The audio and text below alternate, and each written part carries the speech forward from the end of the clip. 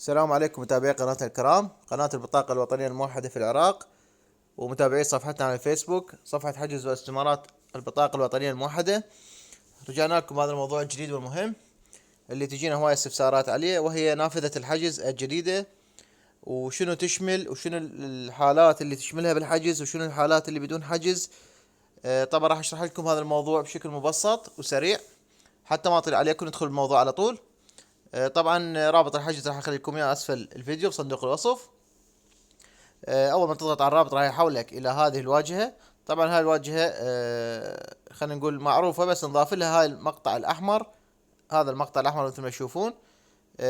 نقرأ لكم اياه: تنويه خدمة الحجز الالكتروني متاح لدائرة احوال الموصل الايمن للواقعات فقط. الموصل الايمن واقعات فقط.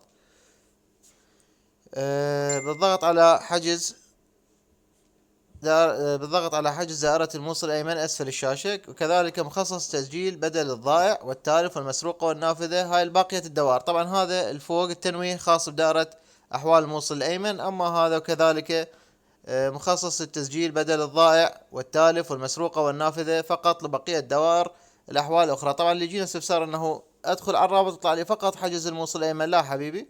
أكو بقية الدوائر مخصص لها بدل الضائع اللي هي جنسية ضايعة اللي بيها بلاغ للمركز أو المحكمة، والتالفة اللي فاقدة ملامحها، خلينا نقول مغسولة المحروقة.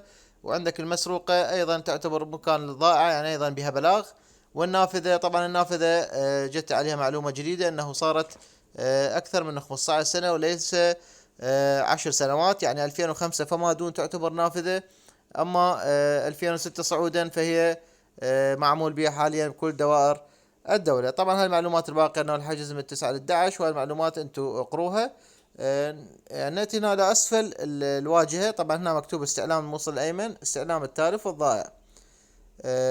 هاي الاستعلام انه يعني مثلا نسيت موعد الحجز مالتك، تضغط على الاستعلام. اذا كنت من جماعة الموصل الأيمن تضغط على استعلام الموصل الأيمن، او باقي الدوائر تضغط على استعلام التالف والضائع. هنا نجي للحجز. عندنا هاي خلينا نقول اللون الازرق مكتوب حجز الموصل الايمن، هنا تضغط عليه تحجز على احوال الموصل الايمن. طبعا واقعات فقط مثل ما قلنا. عندنا هنا حجز التالف والضائع. طبعا هنا لبقية دوائر العراق كلها ما عدا الموصل الايمن. طبعا نترك الموصل الايمن الخاص بالموصل الايمن، احنا اللي يهمنا دوائر العراق المتبقية. نضغط على حجز التالف والضائع. اثناء الضغط عليه راح يحولنا الى هاي الواجهة: تنويه خدمة الحجز الالكتروني. ايضا يذكرنا متاحة لجميع دوائر الاحوال، مخصص بدل الضائع والتالف والمسروقة فقط. اؤكد انه فقط هذه الحالات.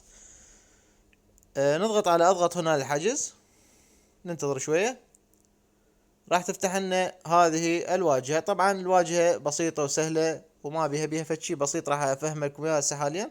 عندنا هنا الاسم الاول، اسم الاب، اسم الجد، رقم الهاتف، عدد الافراد الاسرة، رقم السجل. طبعا هنا نختار، هنا عندنا الشيء المضاف انه اختار نوع المعاملة.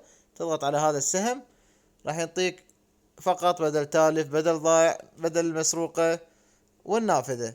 نختار من عدة اللي يهمنا، مثلا بدل الضائع. هنا بهذا الحقل نختار اسم الدائرة.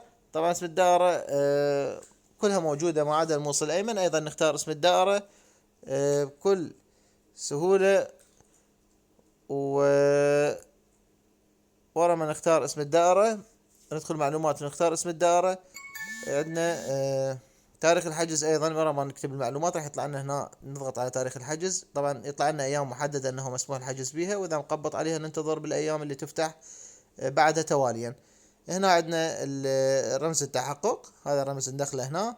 وراها ندخل ادخال البيانات، راح يعطينا اذا اكو حجز راح يقول لنا تم الحجز بنجاح، ويعطينا تاريخ الحجز واسم الدائرة. واذا كان ماكو حجز فراح يقول لنا حاول في يوم اخر بسبب الزخم امتلاء الحجز في هذا اليوم.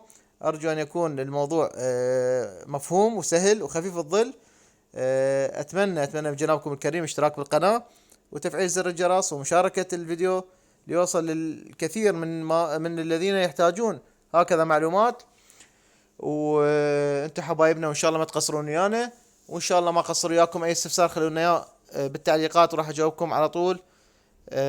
والسلام عليكم ورحمة الله وبركاته.